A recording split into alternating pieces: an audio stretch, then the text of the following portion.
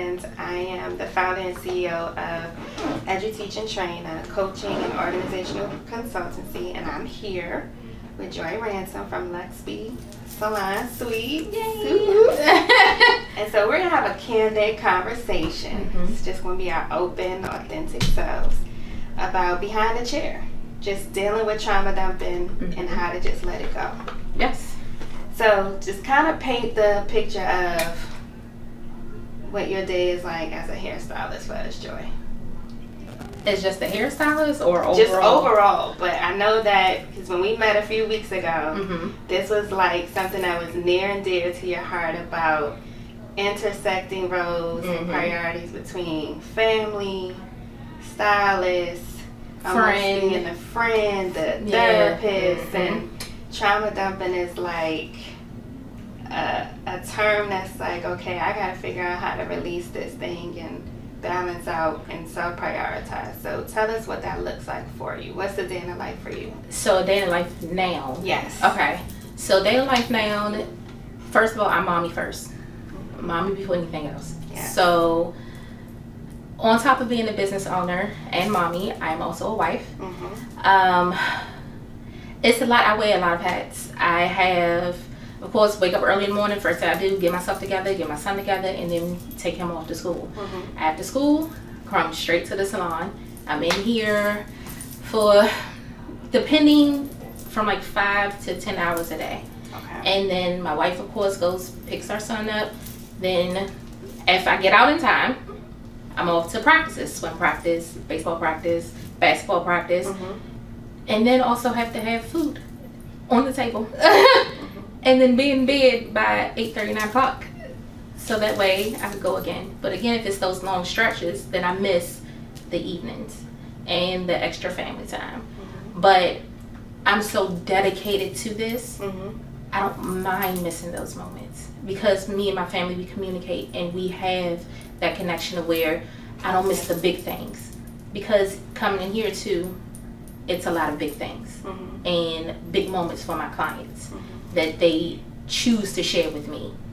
So that's the day in the life. Oh, but when I have my peace moments, Pilates is incorporated within that day too. Okay, that's gotta have my Pilates. that's some of your self-care. So, okay, so when I look at a lot of what we discussed a few weeks ago, my first thought was when I look at a stylist, when I look at salon therapy, because from the perspective of a client that comes in, we want our hair done. This is almost like the therapy for us, right? This is the external and internal therapy, because if my hair ain't right, I ain't right. You don't have a good day. So, yes.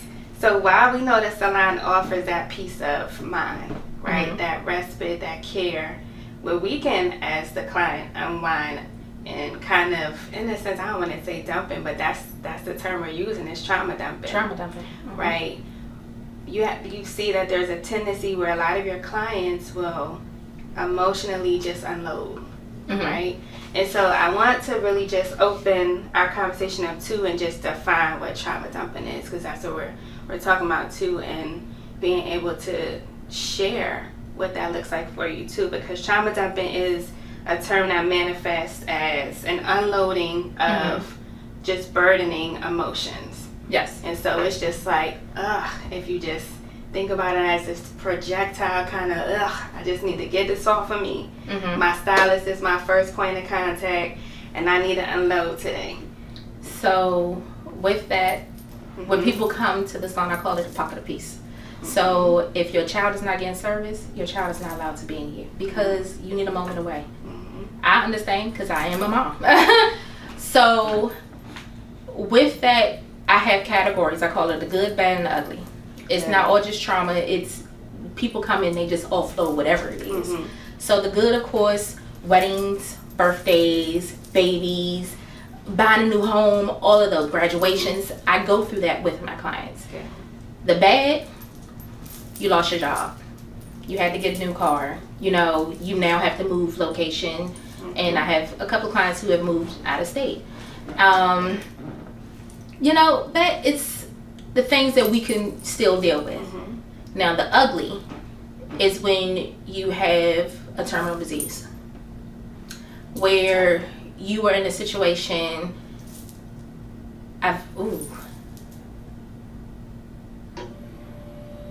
where I had a couple of clients who was their kids. Sorry. That's okay. That's alright. I'm sorry. Oh, I better not cry ugly. Where you know, you may have lost a family member or so.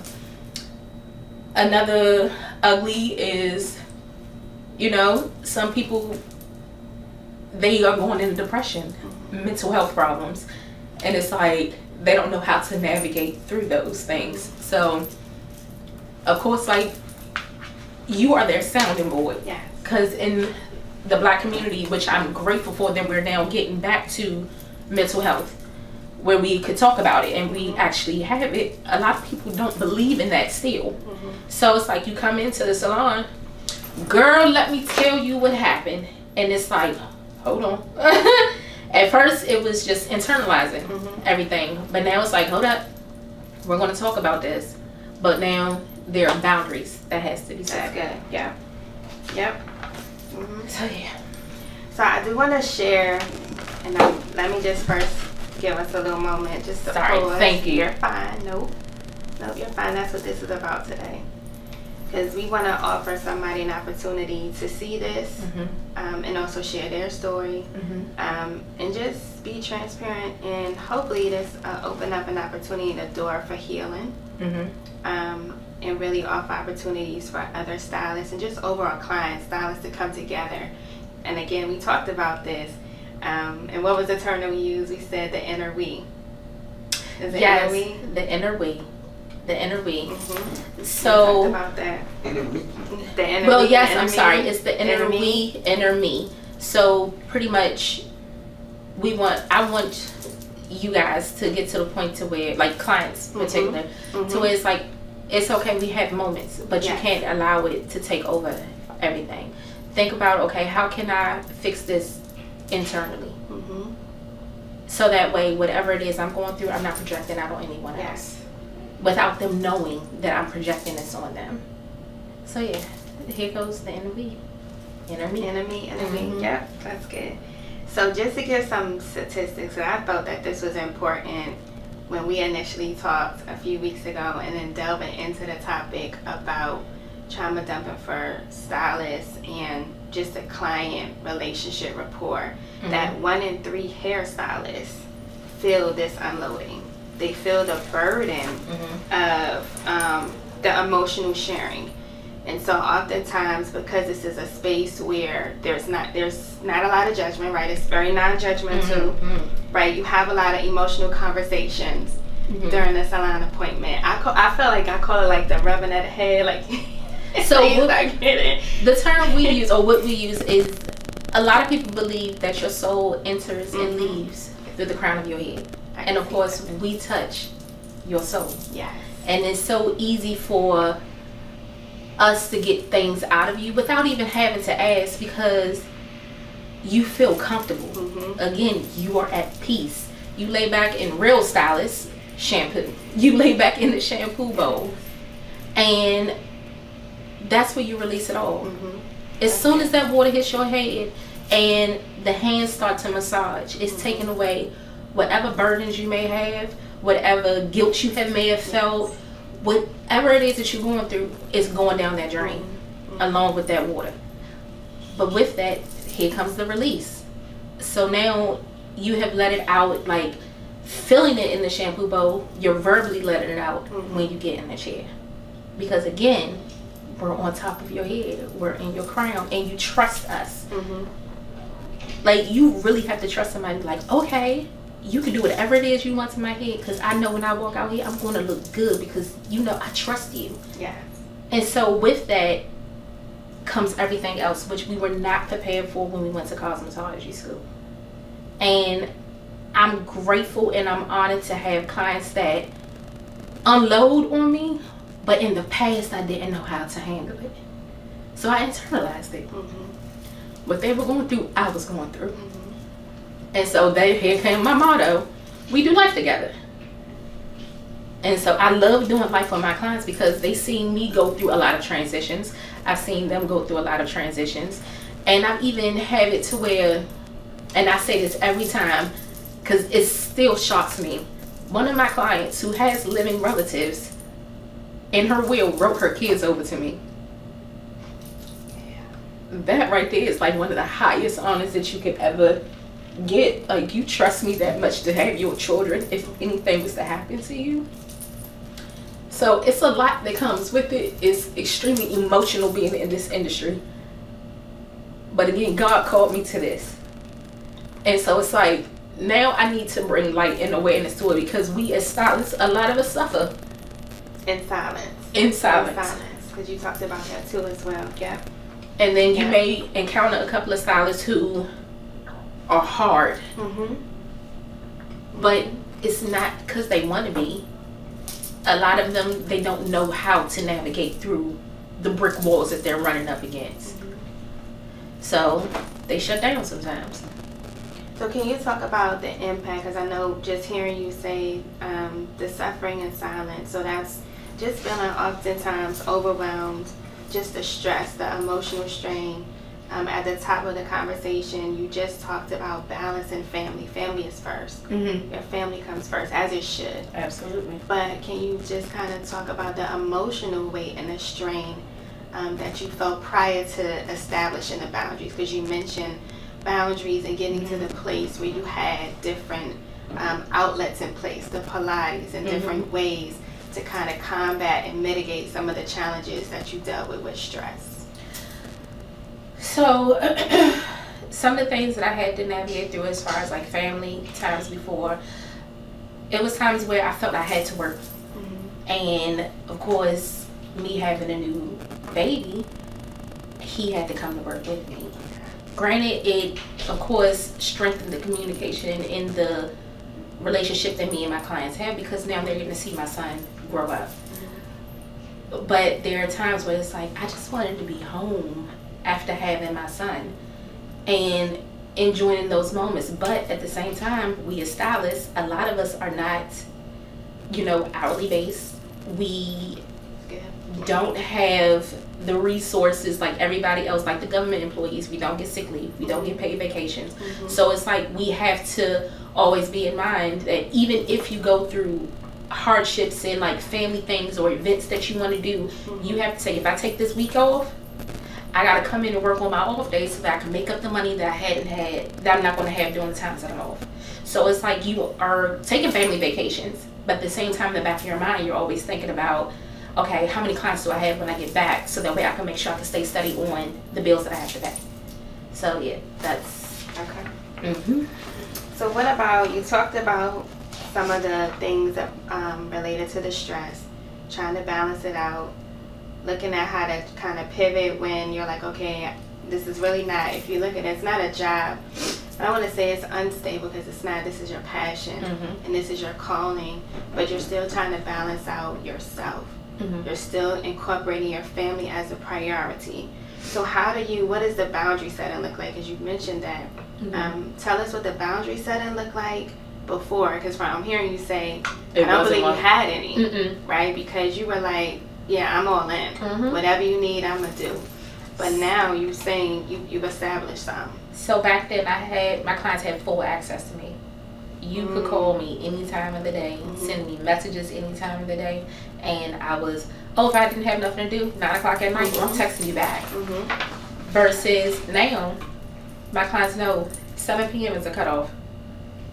After that, I'm spending the rest of the night with my family, and I'm getting things, in order at home.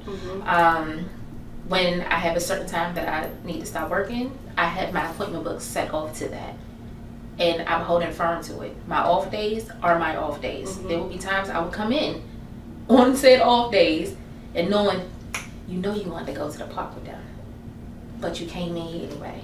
When it was adding more stress onto me without me really knowing it, versus with my mindset, I'm here just helping the client out. I'm helping the client out. Your clients are going to be there. And I now know that because I've been in this industry for 20 years. My longest client that I have still to this day, 19 years. We do life together. That's amazing. And I have been in different locations, and they have been with me every step of the way.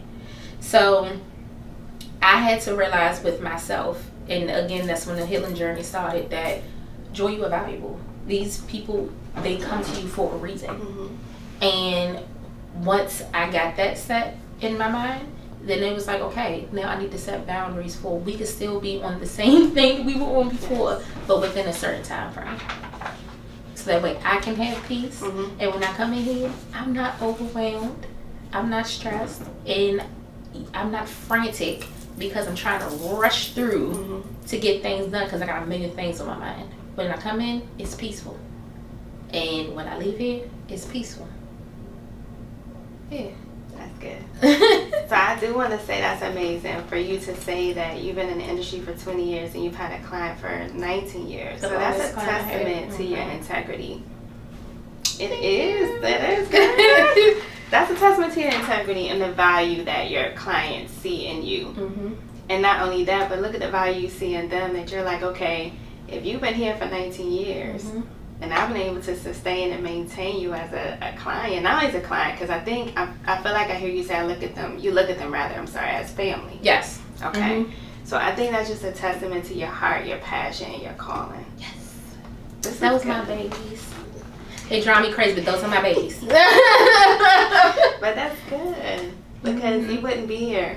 This exactly. Conversation would not be relevant and pertinent to what you do. Because I look at it as this is your heart, your service. It is. It is. Okay. So I do want to ask you some things that I feel would kind of really shed additional insight and enlighten someone that needs the balance that you now have. Okay. Right, and so they could see. And it looks different for other people. Okay. But they get to see you in a place of feeling whole and healed because you had to do some work. Mm-hmm. You had to dig, and even still digging. It's not like everything is 100% all the time. It's not. But the mere fact that you're here, yes, right? Absolutely. But the fact that you're here, mm-hmm. and you can have such a candid conversation. You can be authentic in it. You can smile and be emotional too. Because I'm a crybaby and I'm admit it. It's okay. It's okay. That's okay. So but I want us to really do some self-reflecting, because I feel like if you're able to share that with someone, mm-hmm. it'll open up the opportunity and the door for them to say, "Me too." Yes. And I feel like it's about to get deep, so that's why I just grabbed a box of tissue. I feel like this will get heavy real quick.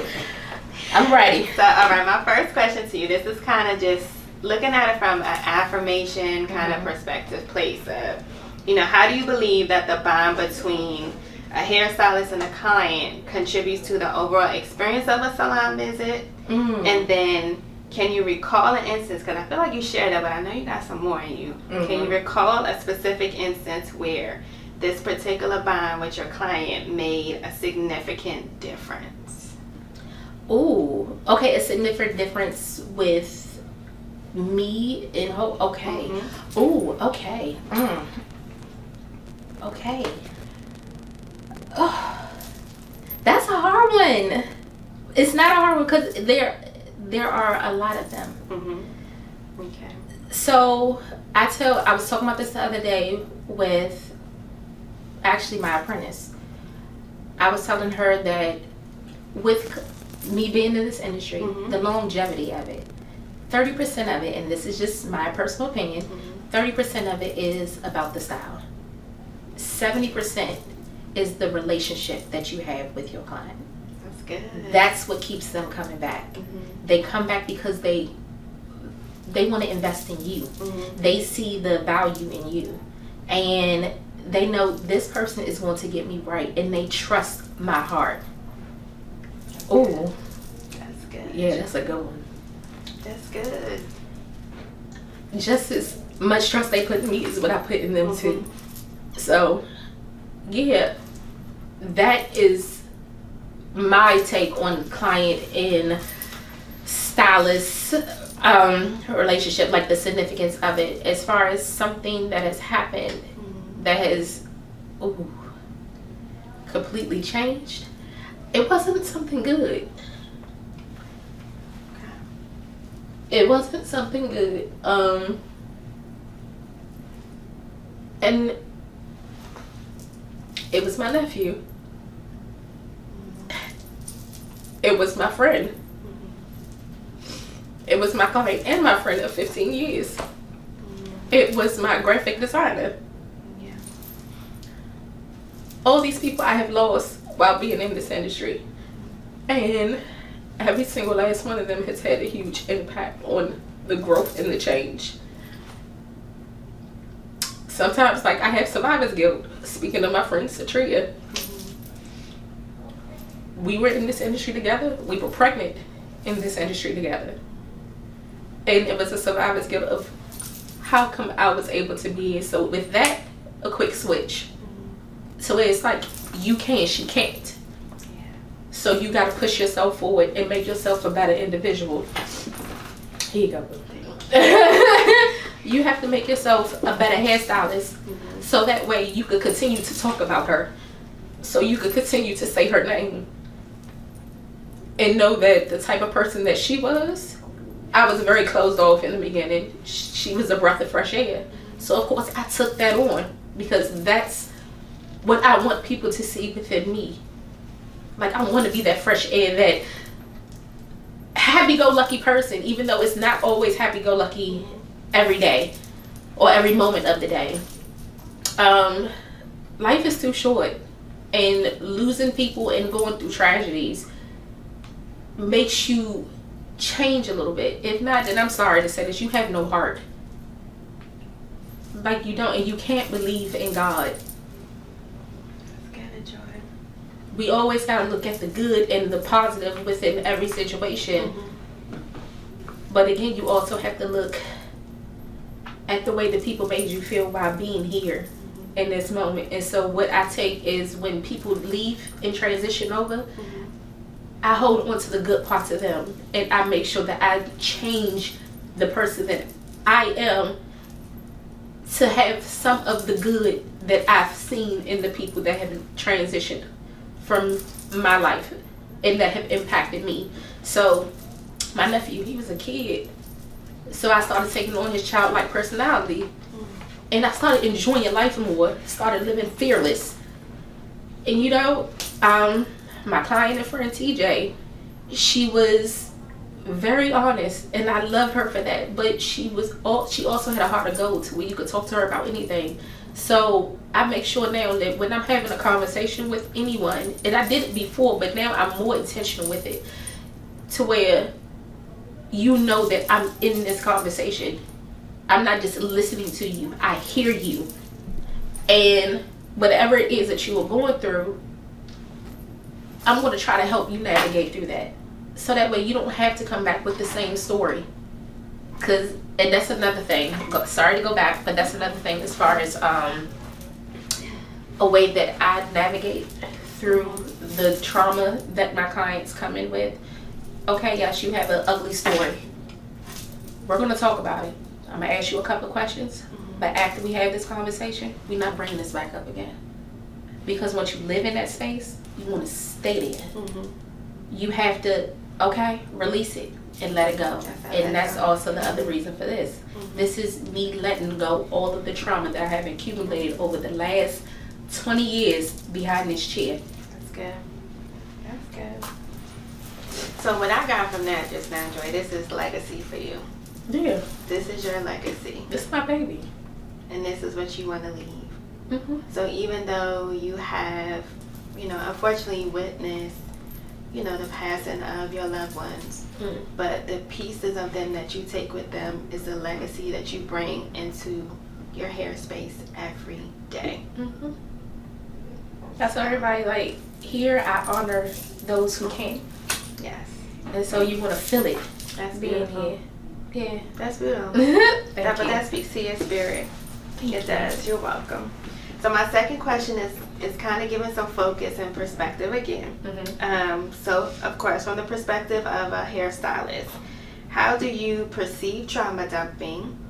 And not just necessarily trauma dumping, but just the emotional landscape of what people bring in your space? Because you talked about the good, bad, and the ugly. Because trauma dumping is technically kind of just the emotional unload, the unburdening. But there's good pieces where you get to see the celebratory moments, big milestones, the weddings, the graduations, the marriage, all of that. You said that, right? Mm-hmm. So how does that affect your ability to perform your job as a stylist and to maintain the work environment and just a positive attitude and atmosphere that you want to institute every day, that you want to create and cultivate here? Okay. The heavy ones, Mm-hmm. the bad is cool. It's just a conversation. Mm-hmm. I usually don't really internalize those. But the ugly, I have to have a minute. Okay. Again, I could speak back on losing my friend and client of 15 years. Mm-hmm. When I got that call, I got it on Monday. She was supposed to show up on Tuesday. So, of course, Monday I'm out of it. I'm not paying attention to that. My clients want to be here. My friend is coming.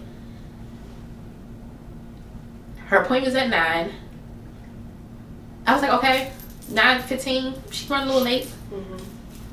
But usually I know she would go. 9:30 comes. Mm-hmm. That's when it was like, okay, Joy, something is really wrong. And I wanted to pick up that phone, but I knew you can't call her because she's not going to answer. So 9:45, and I had other clients that day too. So 9:45, I had 15 minutes to grieve and get myself together so I could be ready for the next client, because they don't deserve what it is that I'm going through internally. So for my ugly, I try to take a minute, if I have it, to go step off, cry. I tell people, feel that pain, feel it, so you won't feel it again. And you know this is what it looks like. I'm not going back to that. No one can tell you how long you should grieve or how you should grieve. But for me, it's sometimes I self-isolate. I cry. I have the hard, ugly cries. I pray. And then I come back and I'm like, I felt that. Now that moment has passed. It's time to move on. Before, it would be a whole day thing. And it was, I need a minute, y'all. I got to get myself together. But I'm glad that they fought and stood in the process with me. And know that I'm human too.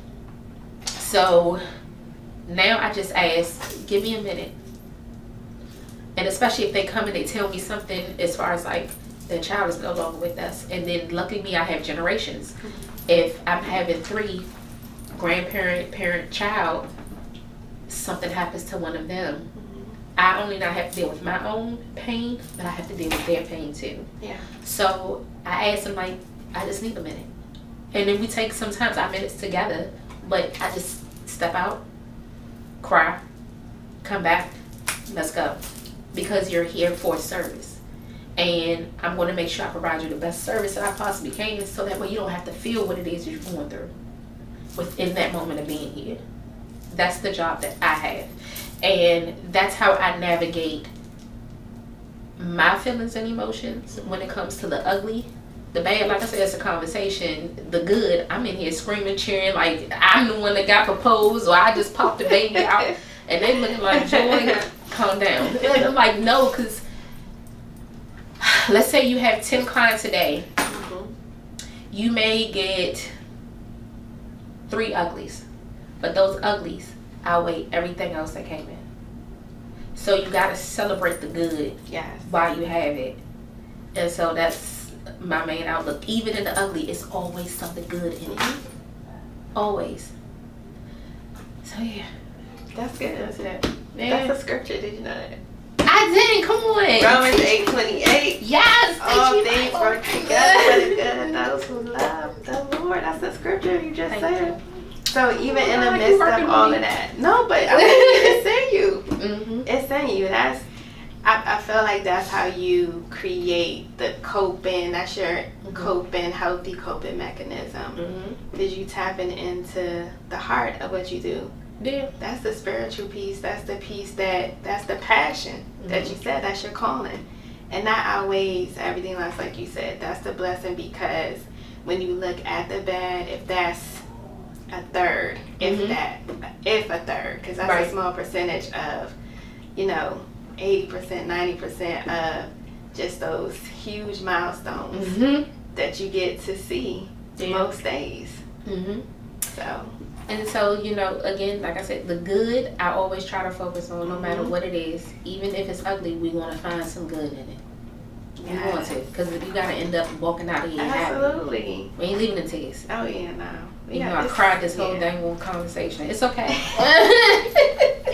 All right, so I feel like that kind of segued into our next question, kind of about breakthrough, like accountability breakthrough, and just the support system that you have. So when you reflect on experiences like that, when you look at the good, bad, and ugly, I want to say the more good though, because I want to focus on the good too. Oh yeah, we're definitely focusing on the good. So when you look at the good, right, how do you manage those instances where the good outweighs the bad? And what support systems do you lean on, you know, when you have the moments? Let's talk about that small percentage where you're like, I need a moment. What support systems do you lean on? And then when you have the breakthroughs, when you're like, there it is. There's a good piece. That's what I needed today.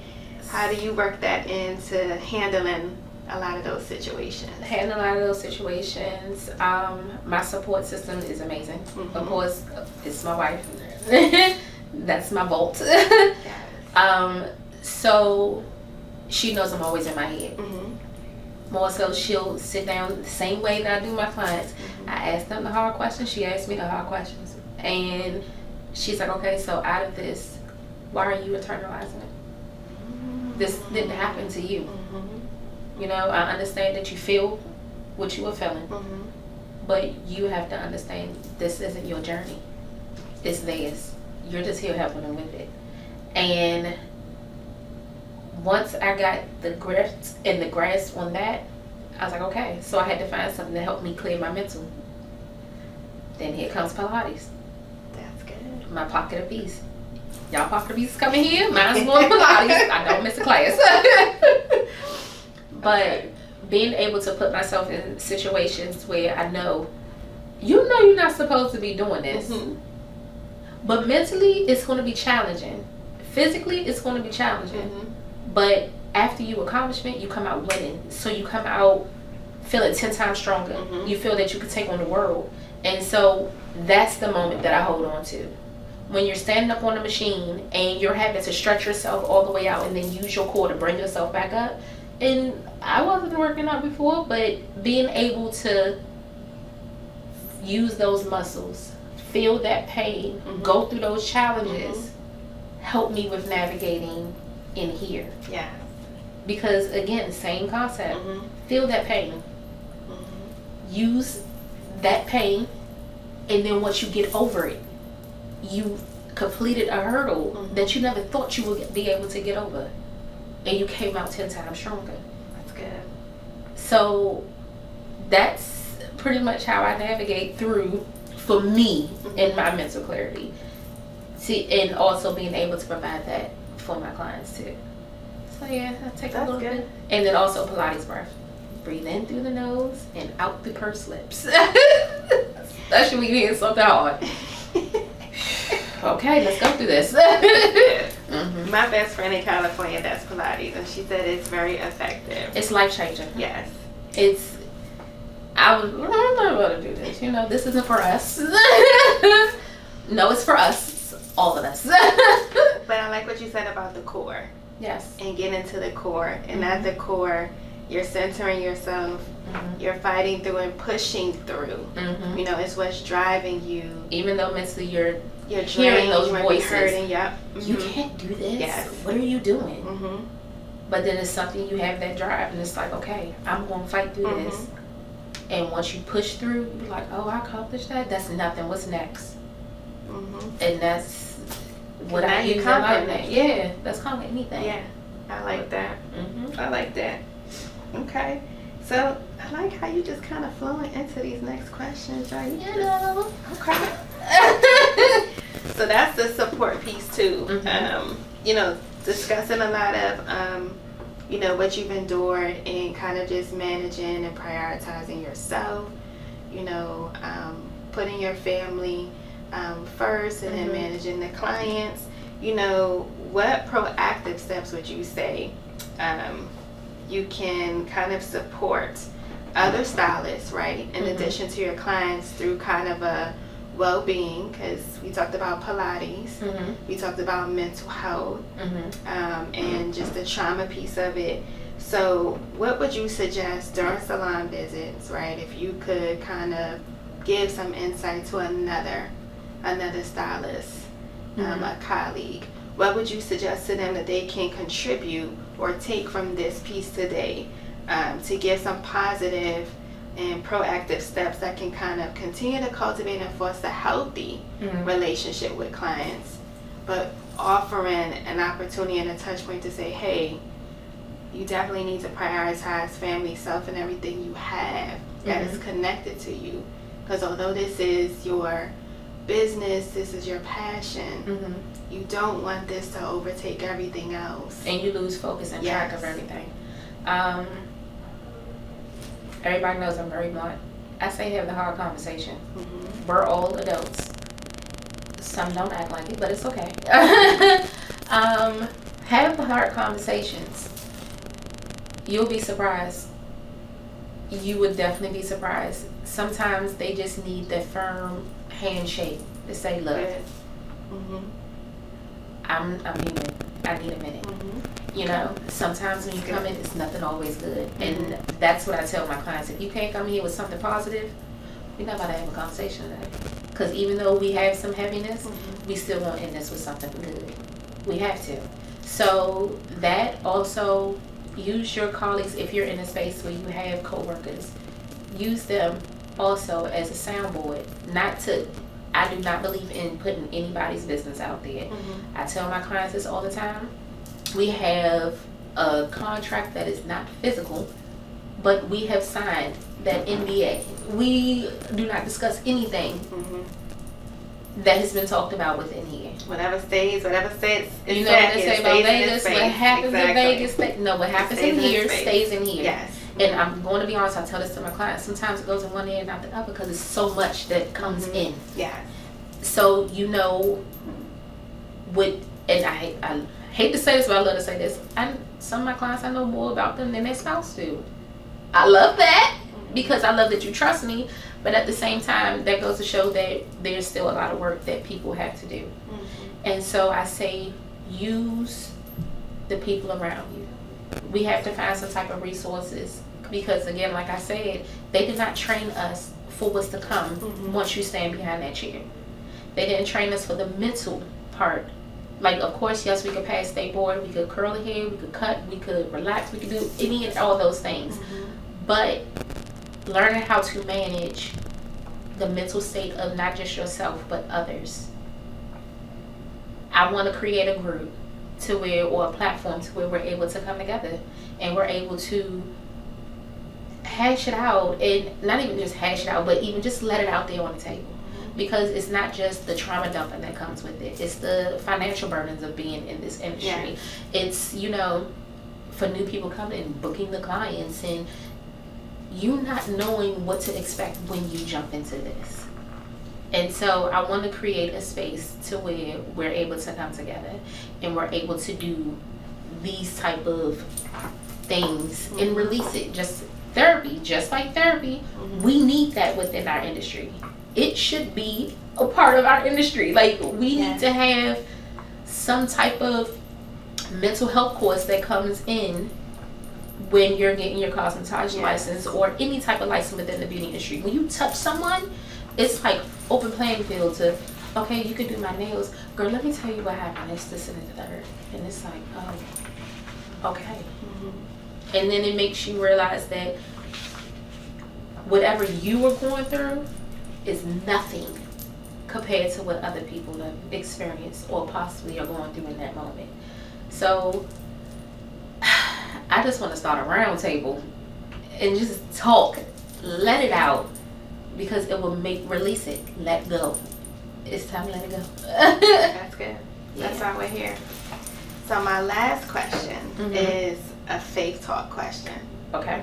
And I call it a faith talk question because when we first met, you initially began to talk about just spiritually where you are, like, you know, I love people. Mm-hmm. I have a heart for people. Mm-hmm. I serve people. I have a passion for people. Mm-hmm. And so then we talked about just praying and the things that you're doing to create the healthy space Mm-hmm. that you want for yourself, and you let it go and you got to the position, the place of, okay, now I'm free from all of what I'm taking on, because I feel like I got to be everything For everybody. Mm-hmm. but not enough for you. Mm-hmm. Right? So from a perspective and your focus on faith and where you are now, imagine a scenario now, right, where a client engages in any type of conversation. Okay. Whether it's the good, bad, or ugly. Mm-hmm. This is, let your imagination run wild, right? So during that visit, if God were in the conversation, right? Come on, God. Okay. And you got your little spiritual, you just spiritually attuned to whatever it is that you want to say to this client, right? What do you think, through your lens, through your perspective, how would God speak to you, right? As a stylist, right? How would he speak to you, and how might you consider your faith, that perspective of your faith, to influence your response now to the client? Before, it was whatever came to mind, I would just say. Mm-hmm. Now, whatever comes to heart. That's good. Yeah. I like whatever comes to heart. Because again, you never know what somebody is walking in the door with. So I can't come in and like, oh, I know when such and such comes in, she's talking about her baby father. She might be, but at the same time, okay, it's the reason why you love this man. Usually it would have been, why are you with him? But it's the reason why. So I want to get to that first. And once we get to that point, then now I'm going to ask you the hard questions. So have you lost yourself within this space? So that way you could come up with your answers. You could come up with the tone of how the conversation is going to go. And that's all I do. I could just pray and ask God, just use me. I'm the vessel. I don't know what I'm going to say to these clients half of the time, because I don't know what's going to happen. So ain't nobody but God. I'm just here. Whatever is sent to my heart to say it comes out. However, so sometimes it might come out of my mouth, good, bad, or ugly, but it's coming out. And I feel it's a message that needs to be heard within that moment, in that safe space, with just me and my client. Yeah. I like that. Thank you. So to wrap things up, if you could create this space, if you could imagine, right, just take the limits off. If you could imagine a space where you had the inner we table talk, what would that look like?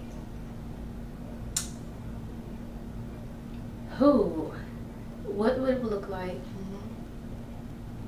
It will be a lot of healing. It will be a lot of tears. That's good. It will be people realizing that, okay, this isn't my burden. It's okay for me to be at peace with a lot of things. And I think the thing with us is we don't allow others to live their journey. We always try to fix. We can't fix everything or everybody. And that's okay. Because we, half of the time, haven't even looked at sales to fix what's going on internally. So that's what this will look like. It's more of you healing self. And like I said, I'm in my healing process. I'm never going to be healed. It's always going to be something that I have to work on. But getting to a space to where we as hairstylists are able to strengthen ourselves from within, so that way we can be as strong as we appear to be on the outside. You get me? Because everybody, oh, y'all together. Girl, you have no idea how I'm crumbling. But being able to voice that and have a safe space to do so. That's good. That's what I want this to be. So you want a collective body. I want a collective body. I want this to go as far as it could possibly go. I just want people to understand that it's okay to not be okay. That's good. It is. But at the same time, you don't have to live in the dark space all the time. Yeah, that's an isolation piece you talked about. Yes. Yeah. That's good. So, yeah, that's what I want out of this.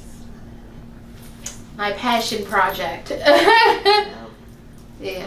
This is all you, Joy. I just want to thank you for being honest and being open and just allowing just the opportunity to create this vulnerable space. And my hope and prayer is that the healing journey will continue. It doesn't end here. Definitely. But that someone sees you.